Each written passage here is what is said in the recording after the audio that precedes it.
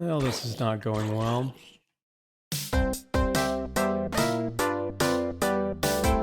Hello, everybody. I want to talk to you today about iron farms.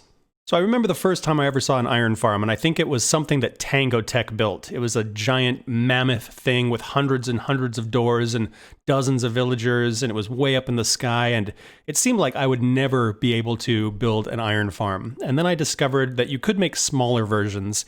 They still took a number of doors, and you had to find like 10 villagers, and the output wasn't all that great, and it was what it was until we came out with the Villager and Pillager update. That really simplified how iron farms worked and what was required to spawn iron golems. And now with 1.16, it's even simpler. And I know there's a lot of designs out there. I've seen some really cool ones from Avomance or from Waddles, but I have a design that I like to use, and it's really easy to build, and it's really, really efficient. So I just wanted to share that with you and share a little bit about why iron farms work so that maybe you could either adapt this or come up with your own design. This is what you're going to need to make the farm. So we have 3 stacks plus 5 of any solid block. I'm using iron because it's easy to count and it shows up well in a video, but you could use stone, you could use cobble, you could use wood, you could use dirt if you wanted.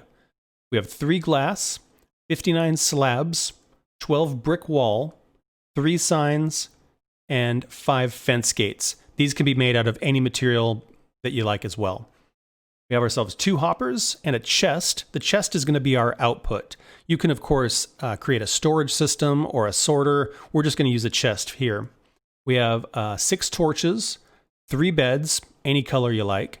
You're going to need some lava, some water, an anvil, and a name tag. Ultimately, we'll end up with 1 zombie and 3 villagers, and we'll talk about how to round those guys up as well. So we're going to start at the bottom, and what we're going to do is we're going to come across 5. 1, 2, 3, 4, 5. And then we're going to go out 9. So we got 1, 2, 3, 4, 5, 6, 7, 8, 9. And then we're going to fill in this whole thing and make a platform. All right. And then on our platform, we're going to come around and make a 2-high wall all the way across the whole thing.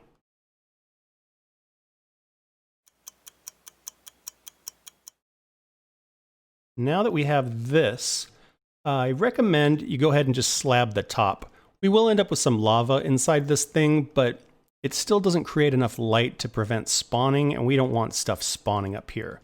So we'll just do a slab all the way around the entire perimeter of our little collection area. Now go ahead and pick a corner, and I'm just going to choose this corner as my output, and I'm going to plop a chest down just right there like that. Next thing we're going to do is go inside, and we're going to knock this block and this block out. Perfect. Peek in here, you should see the chest. And we're going to point into that and put a hopper, and then point into that hopper and put another hopper right there. Next thing we're going to do is grab our signs. We're going to put one right above the hopper like that. Then we're going to put one diagonal to that one. And then, not above the hopper, but one over. This is going to create a little pocket, and in that pocket we can just park the lava, and it'll just kind of float up there. This way, when the golems come in and they hit this, there's space underneath so their drops don't get eaten up by the lava.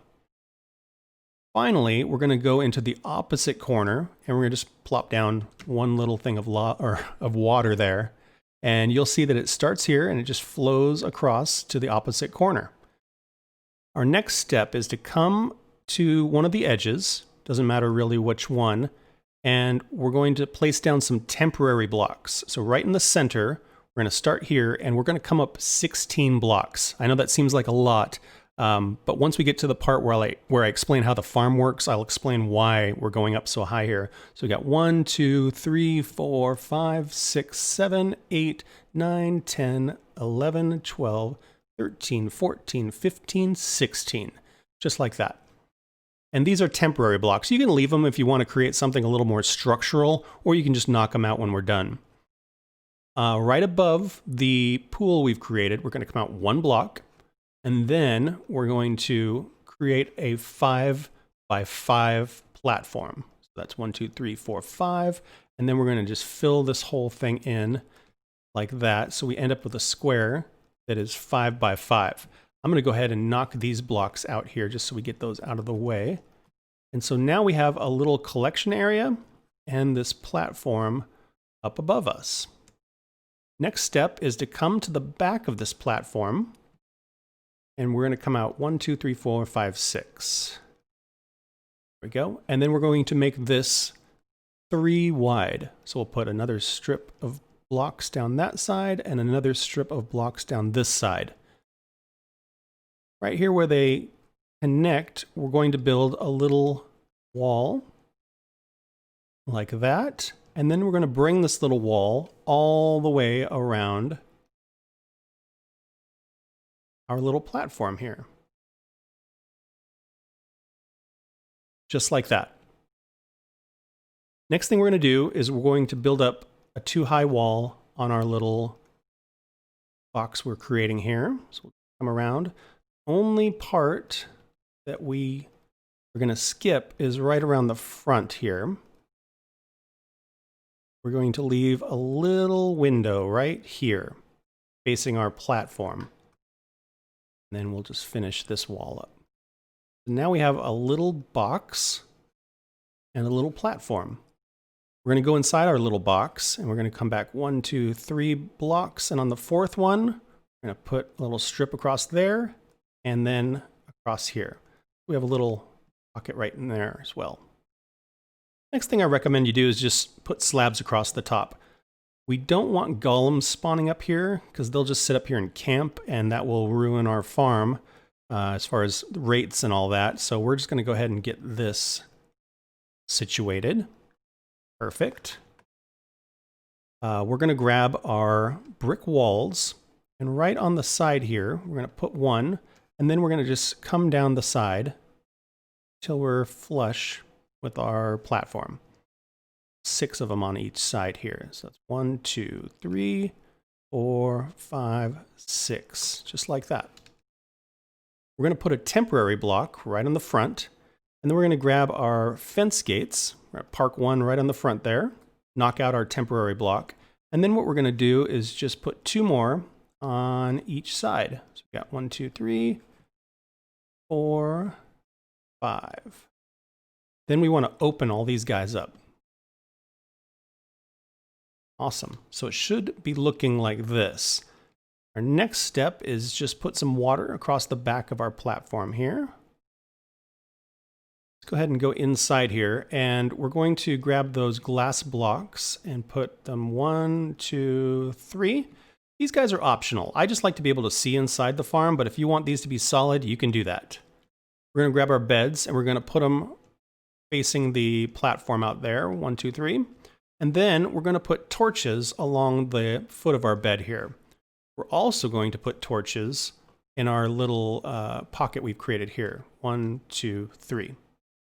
The reason we're doing that is golems can't spawn on torches. And so that prevents golems from spawning inside your farm, which again would kind of mess things up. That's looking real good. So our next step is to get the villagers and the zombie into the farm, and then we'll seal everything up. The simplest way, in my opinion, to get your villagers and your zombie up here is rails. So just build yourself a big ramp. If you can catch them in a boat, you can kind of bring them over near your rails. And then what I like to do is surround them with rails, break them out of their little boat there, and then if you get a minecart and you start kind of wheeling it around, you can sometimes get them to collide with that. A few moments later. There we go. We got there. So if you have a bunch of gold, you can make powered rails and levers and that sort of thing. If you're early game and you don't have enough gold, one thing I'm a fan of is the minecart with furnace. You just pop that down, you put a little bit of coal in there, and this thing will just go the whole way up, like no problem. There's so much power there. I'm a fan. Let's see if I can hit that. Perfect. That's one. So then we just need to repeat that 2 more times. As far as the zombie goes, you can use this same stairway here that you've created. You just got to remove the rails. And if you start walking up there, zombies should start following you. Just get them up to the top, and then you can either push them in, or you can use trapdoors to trick them into walking in there.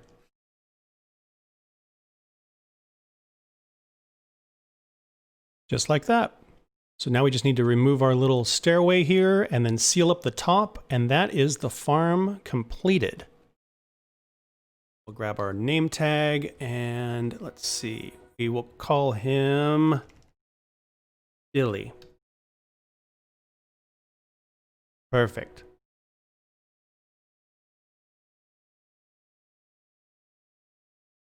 And then we'll just seal that up.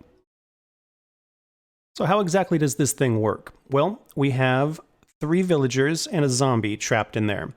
And so one of the rules about iron golems spawning is a villager needs to have slept in the last 20 minutes. So they have beds in there, so they're golden there. And occasionally at night, you'll see the villagers lay down for just a quick moment. That counts as sleeping.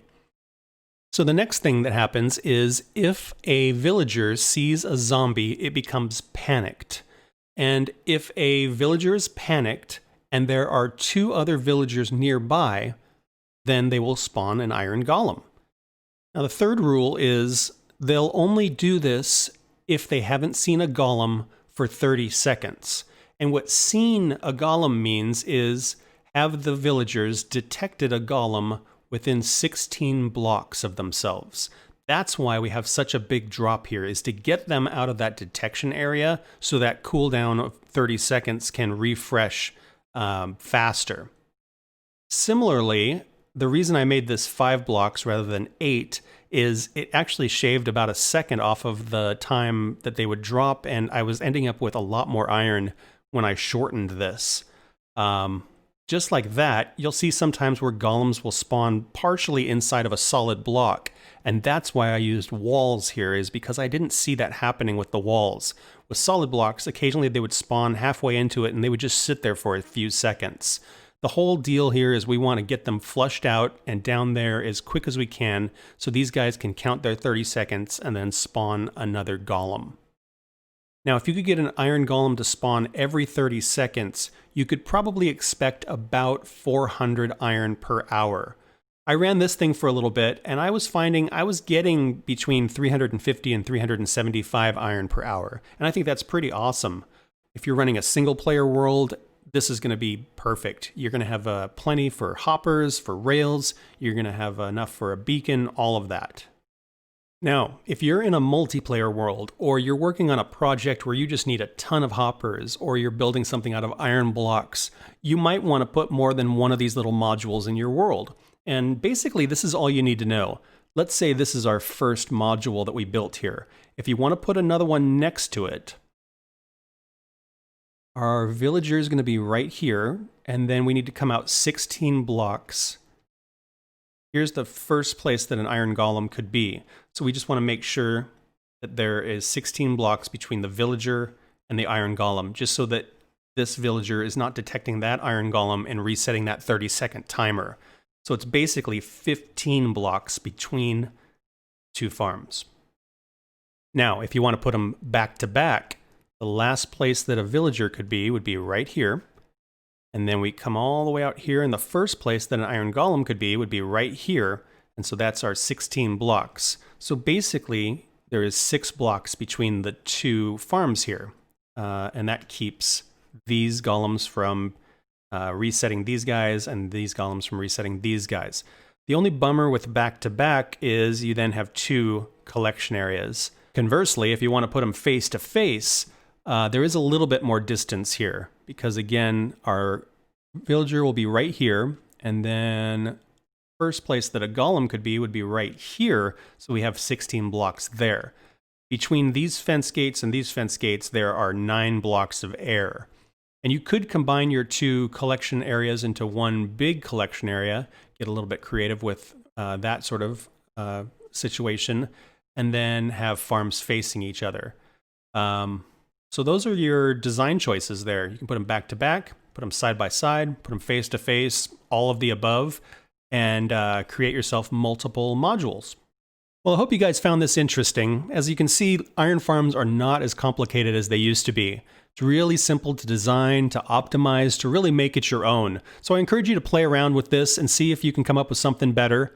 I hope you had fun. Feel free to like and subscribe if you want to follow along on the adventure, and I will see you guys in the next one.